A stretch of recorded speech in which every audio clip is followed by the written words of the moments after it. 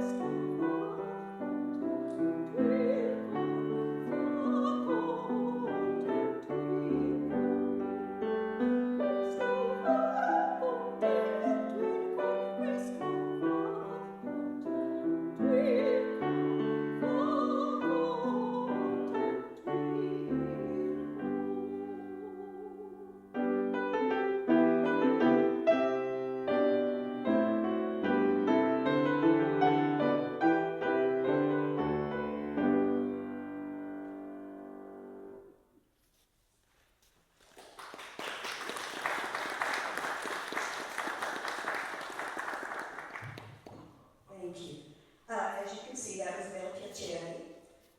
And this lovely aria is from an opera about Nero's wife, who is trying to get him assassinated so her son can become emperor of Rome. I'm sure this was a lovely interlude in the middle of the opera. My theme for this program is love songs through the centuries which use images from nature. In this case, the heart. Handel wrote about the heart as the center of love, an image that we use most often today. The next song, the composer Marjorie Kennedy-Fraser traveled the world as a teen, playing piano as her father toured professionally singing Scottish folk songs. In 1882, she took extracurricular classes at the University of Edinburgh. Though she was unable to pursue a degree due to her gender, she was one of the very earliest pioneers collecting folk songs in the UK and became world famous because of that. In 1907, when she was a widow and her children were grown, she traveled to the Hebrides and recorded on wax cylinders using the relatively new technology of the gramophone. Her arrangement of this Gaelic lullaby melody, an Eriskey Love Lilt, was published in 1908. With English verses by her friend and famous poet, Kenneth MacLeod, which captured the wild weather and the culture of those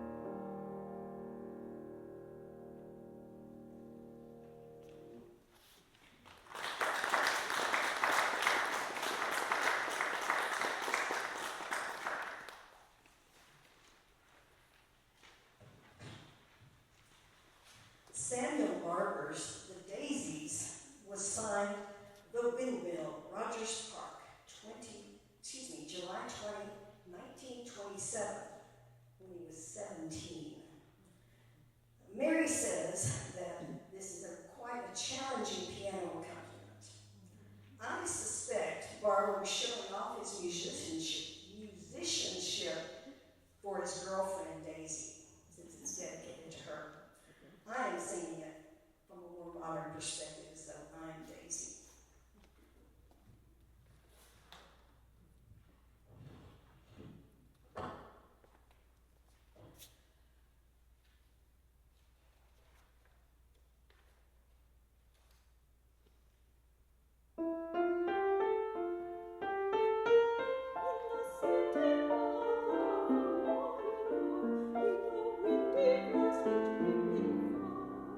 I saw my dear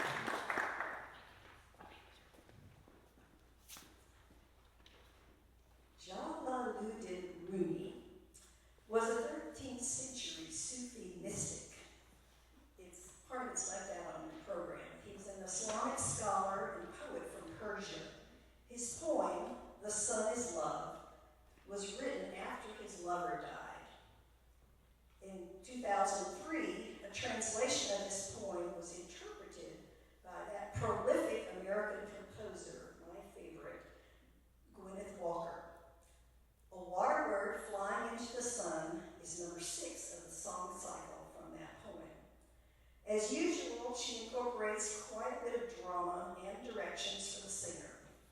So enjoy.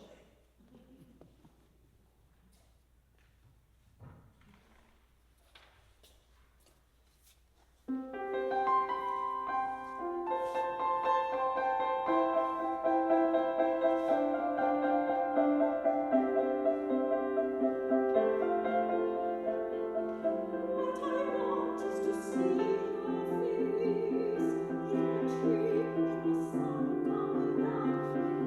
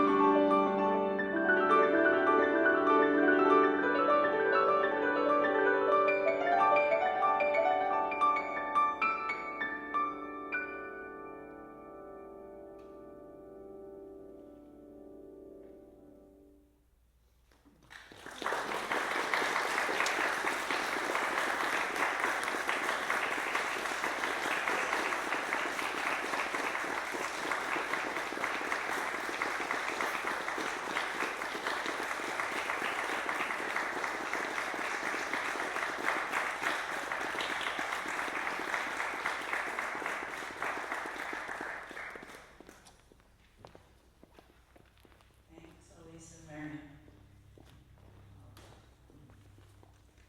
Okay, next on our program is Brian Grothues, who's going to play a piece from the Iberia by Isaac Albéniz.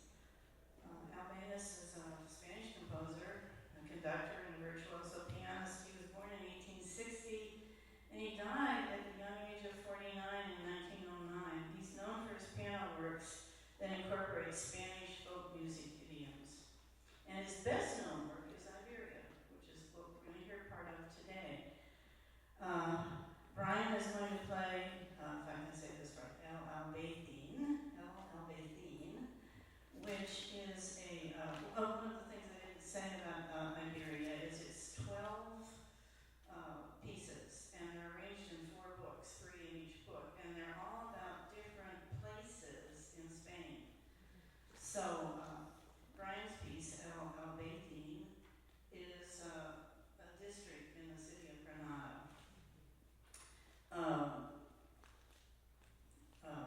This work is falls squarely in the school of Impressionism. It's a very challenging piece, probably one of the more challenging piano pieces.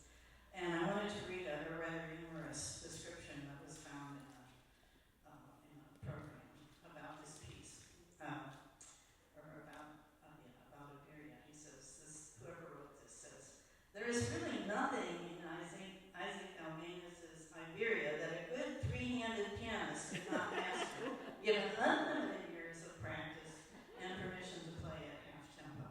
And it's also important that you have a good, solid piano bench, too. How many of you heard the story about yesterday? You can ask Brian. Anyway, welcome, Brian.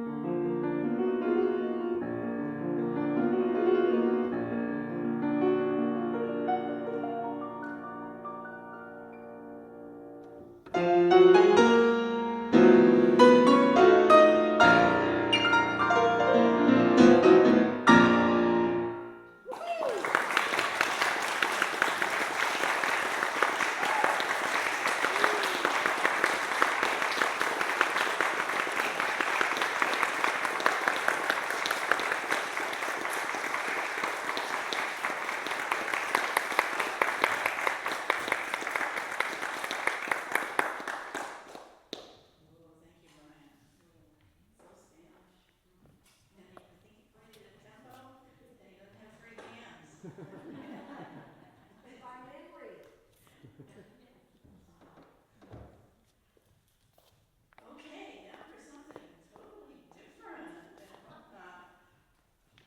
Due to our gregarious president, we have an invited speaker today. I think many of you know him. This is Barber. Just in case you don't, I'll say a little bit about him.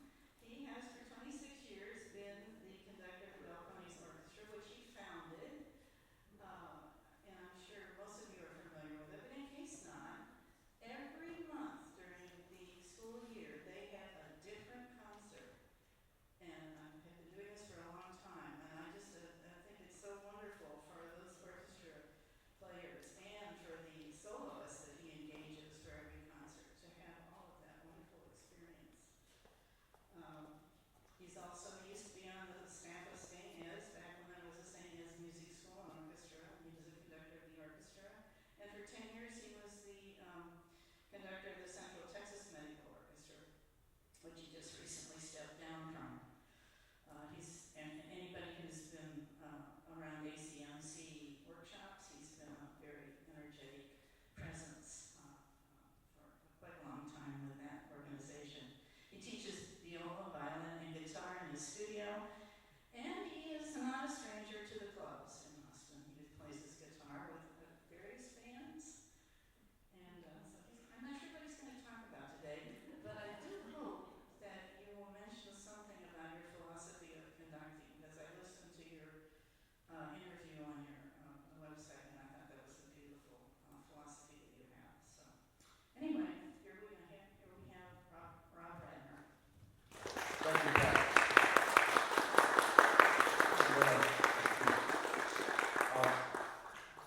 I have, yes, a philosophy of conducting. We'll start with this. I work with amateurs. That is, people who love music. I don't work with professionals very often. Sometimes we bring them in soloists. But the idea is, people love music. My job is to allow them to play, to find the music that will work for them, to work together, to allow them to simply bring forth whatever they have for music. So if you keep that in mind as I talk about what's going on, I don't work with professionals. That's a different story. And we love professional musicians. They make great music. The folks go on to the symphony. The symphony is fantastic. They're doing it for a different story. The greater good is music, but it's for the listeners. But for me, it's for the players. But the idea is to make the getting together and playing as the story. I always think, Pat, is that enough of my philosophy? Okay, so let's just start with that. So it is very raw outline. I've been invited here, and I want to thank you for having me today. This is very exciting to talk about music. I don't really like to talk about it. I play it, but it is kind of fun. This is such a great group. I'm very, very happy to be here. A group of people who love music. This is where I live. This is how I exist. So that was where it started. We're talking about amateur musicians. I was invited here by Beth. She suggested there may be some questions that people have brought up in the past that you'd like to address. The first one was, how did I become a conductor? And this is very strange, how do I say, highly varied path. And I won't go into all the details, but the highlights are my father was a conductor in a community orchestra in my little hometown of Sheboygan, Wisconsin. He was a music educator, and his point was, music education makes you a better person in a lot of different interesting ways than simply studying mathematics or languages or something. Your head is organized in a different way, and having to live in the exact moment with other people living exactly your moment, with exactly the same goal. Not reading a novel on each one with their own perception of what the novel is about in English class. Here we want to do this together. And so this is the environment I was brought up in. I have two older brothers. My father made us, the three of us, learn the violin, much against my better judgment. That's definitely the wrong idea for me, but he insisted that when I put it on, okay. We did this I started very young, maybe 4, after about 9 or 10 years, he let me no grade to take lessons or practice. But under the condition that I would play viola in my school orchestra. Don't tell them about it. That's what the actually. It'll be a lot easier. You don't play the violin. The first one is hard. Viola is a lot more low key. And also, it allowed me now, it's very nice. But to get into the center of the orchestra instead of on the edge, and hear everyone bring things around and try to make my world fit into their world. Very interesting. He was a very wise man. He made us, as I say, my two brothers and myself, made us study the violin and made us promise we would never become musicians. This is true. And he said like that. I think his thought was, if you wanted to become a musician, you had to get used to the word no right away. You're not good enough. Don't do this. Don't do this. Do this. So he just started saying, don't do this. And if you continue in spite of people saying that, you can make this a musician. It's not an easy world. So I became about some other things, but one part of my life, very important, my oldest brother came home from college his first year. I was about 10 years old with a guitar. Well, now this is a different story. Now we're playing music, not something I wrote down, I have to exactly like Mr. Bach or something. Playing guitar, we just started fooling around, making music with people. This became a very important part of our life as let's say, a contradiction to what my father wanted me to do, which is, of course, natural for a 10-year-old or a 12-year-old. But I learned how to start playing with people for fun. And not trying to read the music and be specifically do one thing or another, but making music with people and then writing songs with people where you can't just say, your song sucks, I'm sorry. You have to say, what's the matter with that song? Maybe there's a way to make it better. Maybe the two of us together can work together and make a little something extra here. And we're not trying to be artists, we're trying to have fun making music. And so this is a major deal for me. And I began, I'm about 15, I started a folk group, I don't remember folk music, folk rock. This was a couple of acoustic guitar players, a couple of female singers, 3 guys. Of course, we had no imagination we were going to be fun, but I called it the group. This is called the group. We played in high school. That led to one thing after another, so I'm playing serious music orchestra, and at night, one night a week, going hang out with my friends, trying to make music by ourselves without written things, without adults telling us what to do, trying to copy other people who were, I don't know what adults were telling us what to do. And this, I think for me, to the way I became a conductor, what I'm doing now, is these 2 fields, these 2 endeavors, these 2 areas of music and living, doing specifically stuff that's been instructed to do in public and doing it right, and then when we make a mistake, everyone knows about it. That's one thing. And the other thing is playing with friends, colleagues, and making something happen where we were together making the decisions, and if I didn't like what was going on, I could change my story, play a little earlier in the beat, a little later beat, or I could ask my colleague to say, I think let's go a little faster, let's go a little slower. Work horizontally.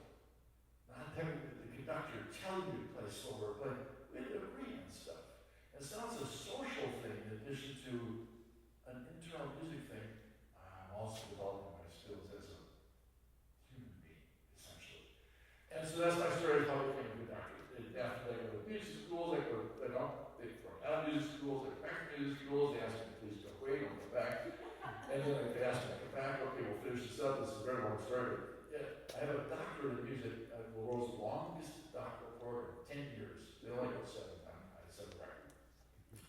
For a reason, because I'm just not a very good student, but I like working with people, and that makes a difference. Okay, so that's that story. That's how I became a conductor.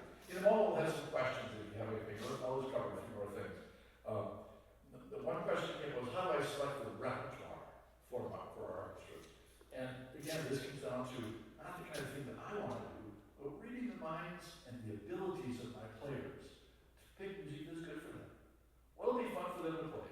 Maybe this piece won't be exactly the hardest piece they ever played, but maybe a little bit challenging. And the next piece might be a little more challenging, and then a piece that's quite maybe easy for everyone, even though it features the looping section or something like that. Spreading out the difficulties of the playing so that people can have fun, not be pressured, go home and practice hard, because I'm going to yell at them next rehearsal. rule. If they can't play, it's my fault. What do you think about that? If they aren't coming up to the standard, I picked the wrong music. So that's my repertoire story. It's a lot of questions. There's a lot of great music that's been written. A lot of it's kind of difficult. Some of it's not quite so difficult. Some of it's kind of easy. And, mix this up in appropriate ways so that people are having fun and wish to continue playing. So some of my people have been in my orchestra for maybe 15 years, 16, 17, 18 years. A couple of them. People the listeners tend to come back because players are having fun and the listeners are having a pretty good time too. That's my goal. So that's why I picked repertoire.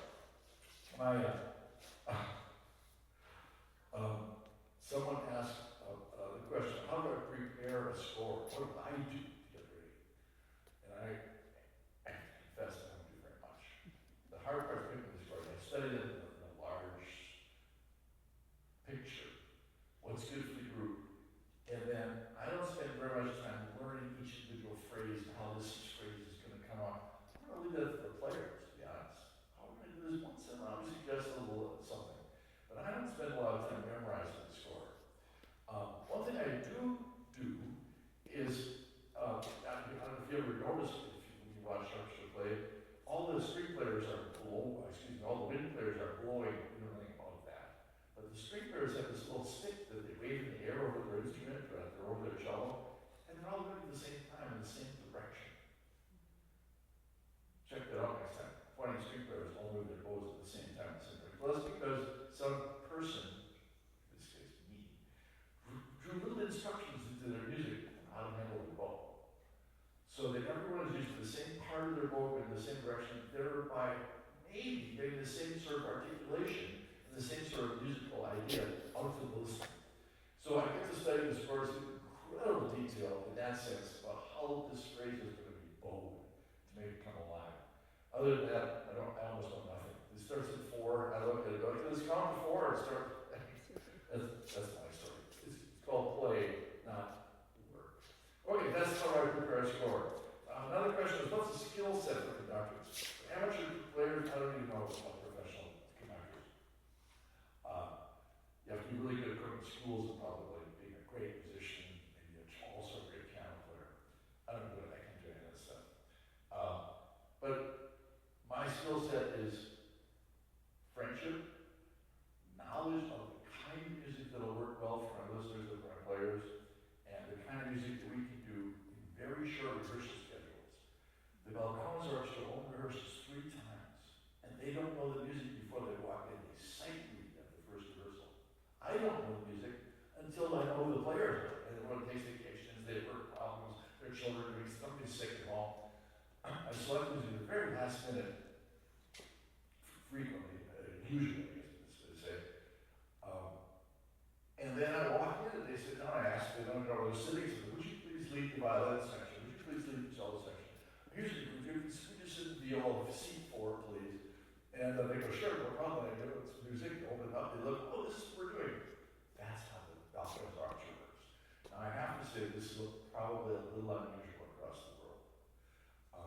There are a lot of amateur orchestras. My very raw investigation, I found about 5,000 amateur orchestras in North America. A lot. Okay, that's 5,000 divided by 50. This is 500 in each state. No, 50 in each state. No, 70 in each state. No, it's 100 in each state. Hey, I just can count to 4. I know nothing about that. It's all right. I just do 4s. Okay. Anyways, there's a lot of these, and most of them have different sort of frequent, quite a bit longer rehearsal schedules and less concerts. We do very short rehearsal schedules and lots of concerts, 1 a month. Take a week off, 1 week, play a concert, take a week off, 3 more concerts, take a week off, 3 more weeks of rehearsal, take a week off, 3 more weeks of rehearsal, and we don't do anything at Christmas time in December because the players have other things going on. They play at churches, their families, it's very complicated. So we play in the fall and in the spring. That's my story on what the skill set of a good conductor is. Pick your rehearsal schedule, keep it short, keep it fun. Don't expect miracles out of your players. my job to find the music that he can play. That's my skill set. I can do that. I'm not sure how. I think it's from my father. When we did a community orchestra, and we spent a lot of time, he listened to music a lot, and he was always owing parts for his orchestra. And sometimes I'd sit down with him, and we'd read through the score while the music was going on. I found, maybe that's another skill I have. I can follow a score without actually looking at it. This may be a skill that I haven't thought of much. But I can keep track of what's going on, and I can isolate the two things. One is what's most important. And second, I can see what's beginning to go wrong with the group. Who needs a little extra attention that could be, they're a little behind the beat, or a little ahead of the beat, or that kind of thing in the rehearsal to be alert to that, point those things out rather than just saying, you're doing it wrong. I can then just ask it a little faster over here. That's the kind of thing I can do. To isolate what's important and kind of look into the future. It's going to be slightly worse. So this is a little bit of a problem. It's going to be a little worse, but it needs attention. That's the thing I'm good at. So that's my skill set, and it's hard to describe that for conducting skills. Like your players, pick good music, pay attention to rehearsal, and let them play. That's my skill set. Okay, so another question, the last one I'm going to cover here, and then we'll take questions from you. Someone asked, what makes a good conductor? And I'm not sure, but allow me, I wrote a couple of sentences. The first one I wrote down was love of and respect for live music. Live music. Music being right in front of you, just as you heard right here.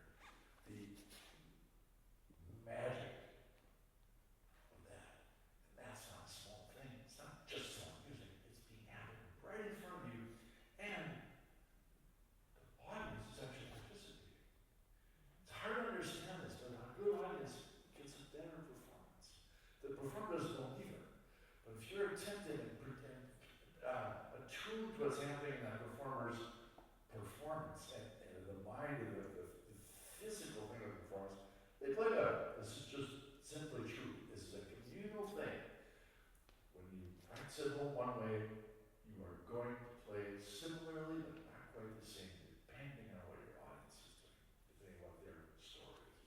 Okay, so the only other thing I wrote down, what makes a good conductor is respect for the musicians, for the composers, for the listeners, and all the other people who make live music possible. This is live music we're talking about, not recorded music, but live music possible and enjoyable. That is the volunteers, the maintenance staff, the people who turn the lights on, the instrument makers who make the stuff, and the repairmen who are waiting in their shop. There's many in Austin waiting for you to bring their instruments. You can get it fixed and go back and play again. We can't do it all. This is live music. It's not recorded music. This is live music. You know, and then I mentioned music educators. Some important people. What makes a good conductor? Respecting music educators. I can't live without people who've been taught music. I cannot have nothing. I need music educators to teach musicians and keep them alive and who love music so they wish to do it after they get out of college or out of high school. Many of our players went to college as music students, music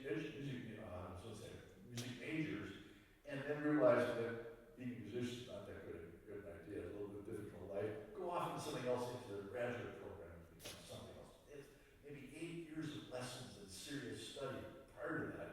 Then they go, they raise a family, so they get a job, move, and I finally bring them back in and say, let's get all those years you put into that, let's get it going and bring it to yourself and to the rest of your community.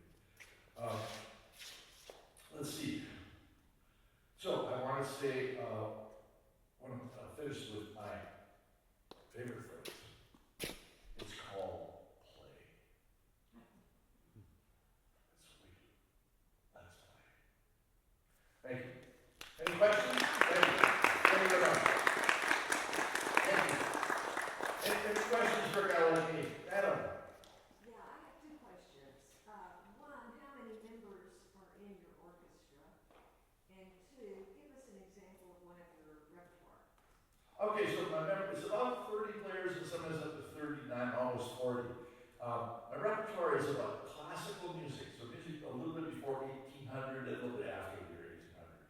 So Haydn, Mozart, Beethoven is kind of the heart, and their colleagues, the people at that time, and that's the orchestra they played in. Mozart comes along, clarinets are not in the orchestra. By the time Beethoven comes along, clarinets are always in the orchestra. Haydn sometimes is clarinets, sometimes not clarinets, for instance. And so I have to go apologize to my clarinet players for not doing Beethoven or something like that. I have to rehearsal, we won't be playing, we leave early. It's really heartbreaking for everyone, but this is the way our story is. Our current our current repertoire is only two pieces, a piece by Haydn, a cello concerto by Haydn, and a symphony by Mozart, Mozart 39. We've never done before. It's a little bit difficult, but I'm holding off. I can't do it now. But the Haydn concerto only has strings, but only two oboes and two horns. So no bassoon players, no flute players, no clarinet players. Then the Mozart decided not to use oboes. Very rare in classical music. So his clarinets instead of oboes. So I managed to get that. We're replacing the oboes but oboes finally get to leave early and go up back and listen. Anyway, so that's nice. So the numbers change was there's about 25 string players, it sort of varies, and about 10 or 12 wind players who come in at various times and typically play. Thank you. Any other questions? Oh, yes. Do you play the same place every time? Do. We should just do it slowly approach it from the front rather than the side. My question was, do you play the same place every time, and where do you play? We moved somewhat. We used to move a lot. These days we're playing 8 concerts, like 7 of them at the Episcopal Church of the Resurrection, which is in this neighborhood, Justin Lane and Burnett Road, not too far from here. And then we're playing 1 concert at St. Matthew's Episcopal Church. It varies from year to year. I'm interested in moving around some. It's just complicated because of church calendars and stuff like this. But we generally play in churches that have we have played in this space. So we have a website. You can just Google Bel Piacere Community Orchestra, or if you want to remember, it says ecorchestra.org, ecorchestra. And all that is listed there. There's all kinds of cool stuff on that. Our old programs and pictures and videos, and actually the printed programs, listings of things, and it goes way back. We've been doing this is our 28th year, like something like 27 or 28, that we've been doing this. And so a few hundred concerts we have put together with this group. And it's a lot of classical music, but we have done a lot of much more modern music, including many premieres. People written music for our group. We'll do at least 1 premiere this year in May by Agrippina. It was going to write a piece for flute, solo, and orchestra. But so I'm out available for something. We want to have a variety, but our core thing is a sort of classical style. Thank you. The 20th century and earlier that gets included. Any other questions? Anything else interesting? Yes, ma'am. Can you think of a time where you were most proud of your students or orchestra or chamber ensemble? Maybe it was a surprise and or that you saw them working hard or something of the sort. I really can't single anything. I'm always thrilled. The orchestra raised this level because of these short rehearsal schedules. They actually play best at the concert. Then they finally get the hang of the pieces. Frequently, long rehearsal schedules, things begin to fall apart. As we work too hard on the same project. But I don't have a particular thing that stands out. Just over the long term. Our 25th anniversary concert, which was 2 years ago at the end of the season, was fun because we were all there doing exactly that. We've been doing this for a long time. It wasn't a particular thing, but it was the realization and the celebration of that one thing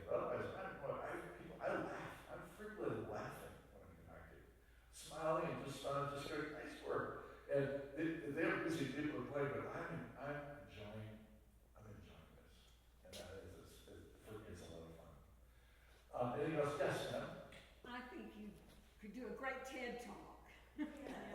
Great TED Talk. Yes.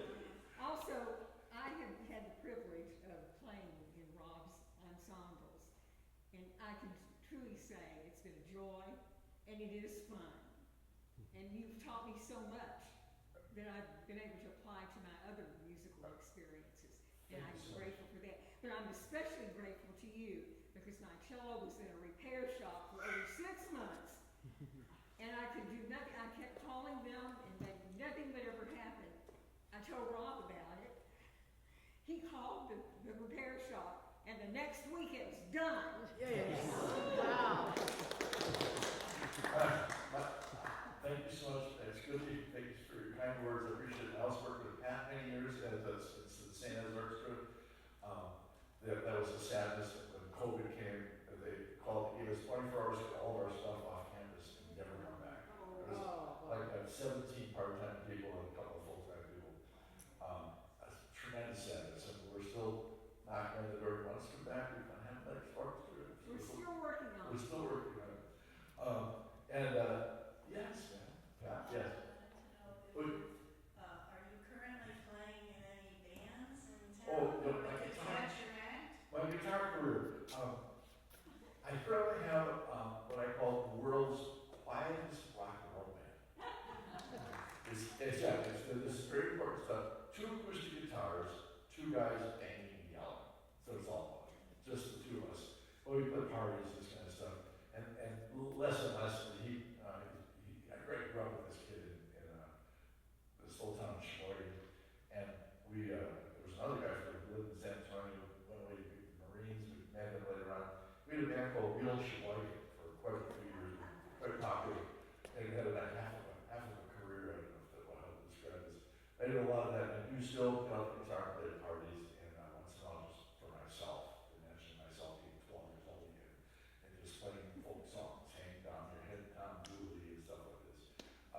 And I continue to write songs and learn new songs slowly. I'm not a fast learner, but I still like to, this would be fun. Is that a major 7th chord, or is it just a ring? Anyway, I'm still a lot of fun. Thank you for asking. Appreciate it. Anything else? I want to thank you very much. Oh, one other question. I was just wondering, how do you choose concerto soloists for your? Well, sometimes people approach me from sometimes all over the country, and they're from somewhere else I have trouble because for a while we put them up and dealt with them up to the airport stuff, and that was too much trouble. So now almost all local people. You want to play? Yeah, sure. There it is. So that's how we do it. So next season, let's keep on. All right. Okay. I was delighted to be played. This is what we do. This is how it goes.